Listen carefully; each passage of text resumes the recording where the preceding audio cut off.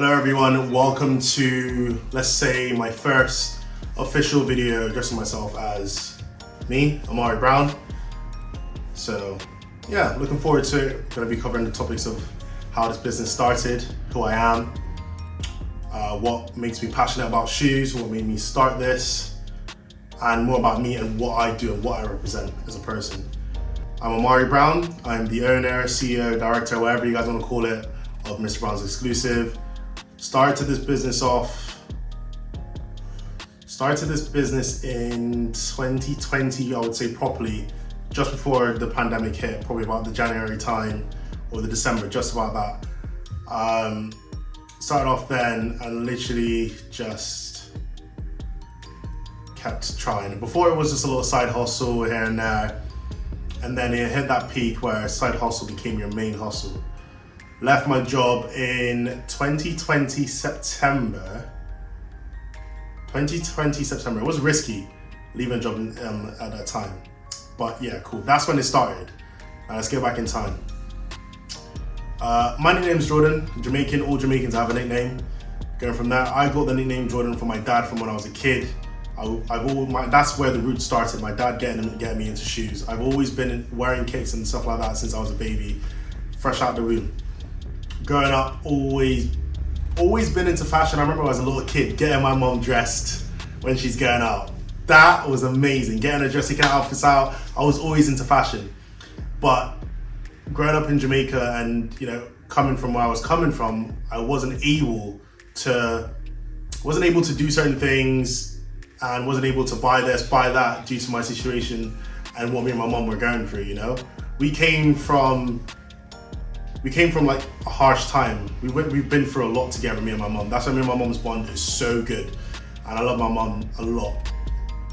It's mad. Like what we've been through is absolutely crazy. Sometimes you go from not eating, like bread and butter, corned beef and rice, which still bangs, but been through a lot. I feel like sometimes in life it takes you to go through absolutely the worst for you to appreciate everything you have and to appreciate those you have around you. And I absolutely fully understand that to this day. That's what makes me who I am. That's what makes me so passionate. And that's what makes me as a whole. Now, Jamaica wasn't easy. Honestly, it's not easy. Even though Jamaica is a growing country, developing country, it is not easy. I went to school in the war. I didn't know anything about the Dulles war that happened. I think it's 2009, 2010, I'm not sure. I went to school in the war. I was not the smartest of kids. Someone had to take me in, who was Mr. Marbear. I will never forget that teacher. He took me in, made me his own, pushed me, passed, came through, came to the UK in 2010. Come to the UK, I was so happy, it was so good because I always wanted better life, do you know what I mean? We came here for the opportunity to see that future of what we want and to work for that, and which is what we've done. Came to the UK in 2010. It was new, everything was new to me. Went to school, didn't really fit in, supporting that American accent and stuff, because I thought, let me try and fit in, I don't want to, do you know what I mean? And the main reason behind that is coming from being somewhere where there's loads of black people, and that's where that's what you grew up in, to being around different types of culture. Gotta be careful with my words. Being around different type of culture is a scary thing. It made me realize, shit, I am different. So I tried to fit in, I tried to, do you know what I mean? I tried to do certain things in a way to make me feel comfortable around other people. Coming in 2010, didn't really have any friends. I literally, because I didn't have any friends, I felt so excited to go to school.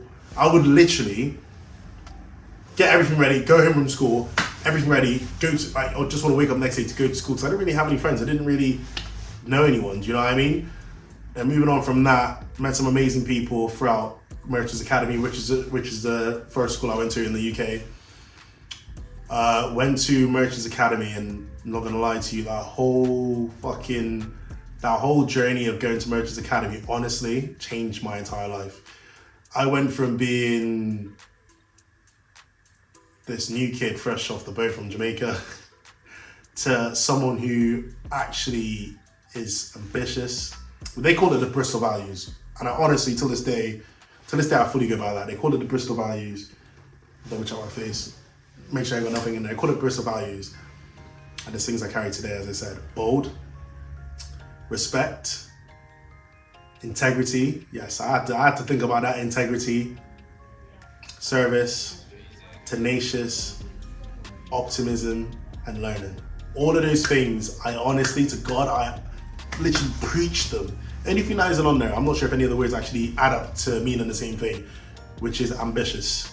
I am all of those. Ambitious, bold, I'm not afraid to speak up and everything like that. Integrity, respect goes a long way. A very long way. Honestly, if you show respect, you get respect. Anyways, all of that. Throughout Merchants, met some amazing people. Aaron Leonard and Oliver Britton, two of my closest boys throughout Merchants Academy. Also, there's other people as well along the way. Dylan Lewis, Dom, Louis. I think the boys throughout that school, we built such a good brotherhood that even to this day I could pick up the phone and say, yeah, cool, and have a good conversation with them. But Aaron and Oliver, I would say probably was my closest ones for the longest period of time. Amazing, cool. Coming up to prom. Yeah, mad. But yeah, I'm going ahead. Let me come back. Yeah, so coming up to time, cool. Throughout school, I was always that kid who always wanted to do better. I was always, anything coming up, yeah, Amari's there. Discus, there. Football, even though I was absolutely terrible, there. Rugby, everything. I always made sure I participate, try it, give it a go. Boom. Always done that. Even acting. I remember I've done acting and everything. Moral of the story is I am a get-goer. I'll always try new things. I'll always work my ass off to get to where I want to be. Even if I fail, I would get back up and I would keep going.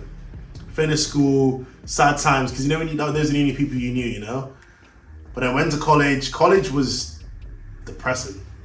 Sometimes it made you feel like absolute hair. Do you know what I mean? Absolute hair. But that time of college, mad. College was a massive eye-opener. It made you miss secondary school a lot. But college was it made me it made me independent. That's how college added to my life. It made me independent. It made me realize, Ross, especially at the time I was at the age where I was working, my mom was like, yeah, cool, you need to be da-da-da-da. So I feel like that's what that added. Especially getting my first job just when I was leaving school. My first job in the UK was Zaza Bazaar. And I was actually sick with it. When I was applying to jobs, I was like to myself, I need to apply to places that are going to be extremely busy at all times so that I can always do overtime to make that extra cash. That's how I actually thought of it about when it comes to getting a job.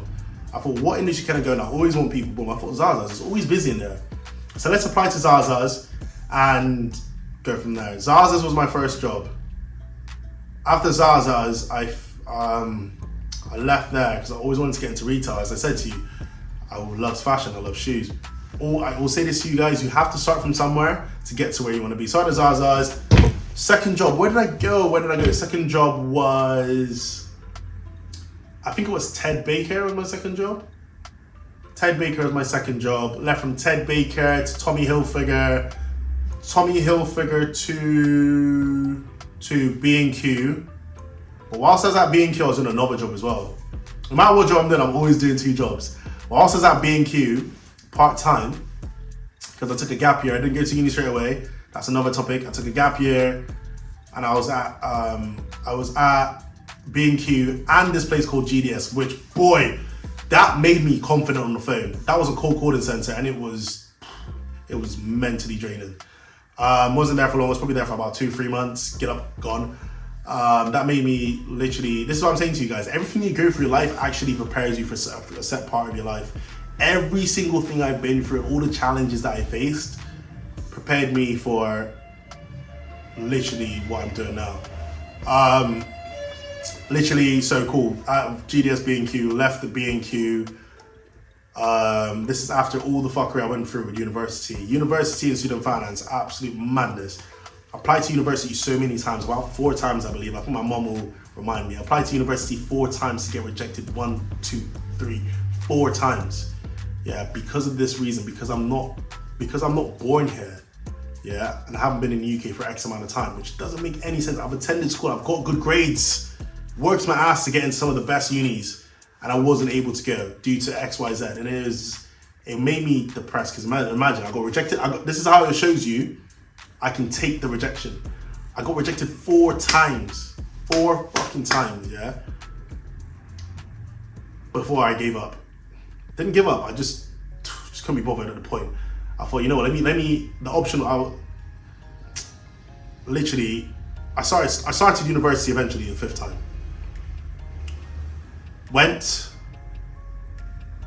Got to October, November, boom, student finance was like, yeah mate, we can't fund you, da da da da da. I was like, I was so upset because I made sure I double checked with student finance so many times. So many fucking times. And then they're like, yeah, we can't fund you. I was crying, I was just, yeah. And guys, it is good, it's okay to cry. It is okay to be upset. Because mental health is so important. Now, that's another topic for a different video. But it's okay to cry. I was like, yeah, cool. I was just sad, upset. I had the support of my family and that, you know, cheering me up. And the thought in my head was like, cool. If I ain't going uni, I need to focus on my business. That's what I want to do. That's what I'm going to do. And I got up, and let me tell you, I wiped all of this shit off, whatever, and I fucking done it, yeah? Everything you see here, I built, yeah? With help, obviously, I always say that, with help. Yeah, I built with help, yeah? No funding from anyone else. Just, I built this with the support of the people around me, yeah? I'm not gonna forget my people who helped me to build this, build what I'm sat here in now, which is my first retail store in Bristol. So as I say to you, everything I've been through, because I just thought, let me do this video to clear up a few things, because there's people, I think I've heard people say I'm a drug dealer, people say I'm doing this, people say I'm doing that, and I just don't know what it is. I just feel like from a black culture, I feel like we've been brought up on just certain things to just hate, certain things of just being red yard or not supporting those around you. If we're deep how Asians support Asians, do you know what I mean? I'm just a young black guy out here trying to make a difference. Oh, don't get it twisted. I've actually applied, I've literally want to do mentoring. I've reached out to people to do it and just people aren't getting back. So I'm just gonna do it myself. I'm just a young black guy out here trying to do good. Trying to show people that, yeah, cool. If you put your mind to it, honestly, I know it's a saying that it's fucking jarring, but if you put your mind to it, you can do it. Because I honestly believe that people are capable of doing so much more than what they're doing. There's some people sat in their houses with certain experiences that's just stuck in this position that just needs that push. And I'd love to give that to someone. Because I feel like when you talk about certain things, discuss it, push people, you can achieve a fucking madness. Once you know your worth, that's it, you're fucking invincible. But I just thought, let me tell my story to each and every single one of you guys who supported Mr. Brown's exclusive from the start. I honestly started that business from the ground up. And I love and respect every single one of you guys who support us, follow us. Even if you haven't bought anything, just following us, liking, commenting, whatever, shouting out, even shout out, yo, yeah, this shop down here, you know, go to Mr. Brown's exclusive, he'll hook you up. Even just doing that, I respect you for that. And thank you so much for that. Now that's me. I'm not a drug dealer. I don't do any other foolishness. I've worked hard for everything I've got. I've worked hard for my family. I've worked hard for my legacy. I've worked hard for the name you see on here. Do you know what I mean? And this is only the fucking start. We're looking to open up another store. Yes, it's gonna be a lot of work, but I feel like I need to perfect this store first and then focus on that, which is what I'm gonna do. Once the store is done, then boom, I'll do that. But that's me. That's what makes Amari Brown. That's everything I've been through from secondary school, from moving to the UK, from not having any, even when I first moved to the UK, didn't even talk about this. Window shopping, I used to be in the same clothes all the time because I wasn't able to get this and get that. Do you know what I'm saying? I'll never judge anyone because it's mad. But it's mad. That's what goes on to mental health. But I don't want to carry on because with me, I could fucking chat for ages. But anyways, that's it for the video. If there's any questions or anything, then just do let me know. I thought I'd tell that story about me, my background, what makes me how I am, what makes me who I am.